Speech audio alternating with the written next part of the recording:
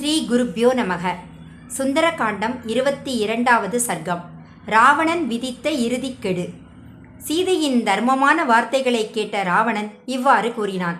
ஒரு ஆண் சமாதானமாக பேசினால் பெண் அதை பலவீனமாக நினைக்கிறாள். உன் மீது உள்ள காதல்தான் என் கோபத்தை கட்டுப்படுத்துகிறது. ராமனை நேசித்து என்னை அவமதிக்கும் உன்னை நான் இன்னும் விட்டிருக்கிறேன். மிதிலை இளவரசியே, நீ பேசிய ஒவ்வொரு கொடிய சொல்லுக்கும் உன்னை நான் கொன்றிருக்க வேண்டும். ஆனால் இன்னும் 2 மாதங்கள் கால அவகாசம் தருகிறேன். அதற்குள் என்னை கணவனாக ஏற்க வேண்டும். இல்லையெனில் என் சமையல்காரர்கள் உன்னை துண்டு துண்டாக வெட்டி காலை உணவாக செய்வார்கள். இந்த கொடிய வார்த்தைகளை கேட்ட சீதை நடுங்கினாள்.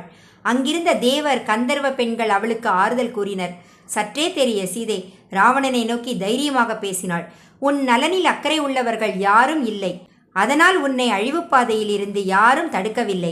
அறவழியில் நடக்கும் ராமபிரானின் மனைவியான என்னை விரும்புவது உன்னை தவிர யாருக்கும் தோன்றாது. ராமனுக்கும் உனக்கும் உள்ள வேறுபாடு முயலுக்கும் யானைக்கும் உள்ள வேறுபாடு. அவரை அவமதித்து மறைந்து கொண்டிருக்கிறாய். அவருக்கு முன் நிற்க உனக்கு துணிவு இல்லை. என் கற்பின் வலிமையால் உன்னை சாம்பலாக்க முடியும். ஆனால் ராமரின் அனுமதி இல்லாமல் செய்ய மாட்டேன். என்னை கடத்தியது உன் அழிவுக்காக விதி செய்த செயல். ராமரை வஞ்சகமாக அப்புறப்படுத்தி அவரது மனைவியை கடத்தியதே உன் வீரச் செயல் என்று நினைத்து கொண்டிருக்கிறாய். இந்த வார்த்தைகள் ராவணனை மிகுந்த கோபமடைய செய்தது. அவன் கண்கள் சிவந்து சீதையை நோக்கினான். அவன் அரக்கிகளிடம் உத்தரவிட்டான். ஜனகரின் மகளான சீதை என்னை ஏற்க வேண்டும். நைச்சியமாகவோ கொடுமையாகவோ எப்படி வேண்டுமானாலும் செய்க. அவன் சீதையை மீண்டும் மீண்டும் பார்த்து பயமுறுத்தினான். அப்போது தானிய மாலினி என்ற அரக்கி வந்து ராவணனை அழைத்துச் சென்றாள். உன்னை விரும்பாத பெண்ணை ஏன் துரத்துகிறாய்? என்னுடன் வாருங்கள் என்று கூறினாள். அதன்பின் ராவணன் சிரித்தபடி சீதையை விட்டு அரண்மனைக்கு திரும்பினான்.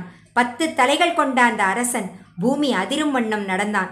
அவனை சூழ்ந்து தேவர் கந்தர்வ பெண்கள் அரண்மனைக்குள் சென்றனர்.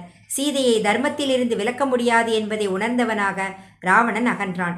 பயம் இருந்தாலும் சீதை தர்மத்தை விட்டு விலகவில்லை. அவளின் மன உறுதி அசையவில்லை. ஜெய் ஸ்ரீராம், ஜெய் ஆஞ்சநேயா. ஸ்ரீராம் ஜெயராம் ஜெய் ஜெயராம். 22வது சர்க்கம் நிறைவு. 23வது சர்க்கம் தொடரும்.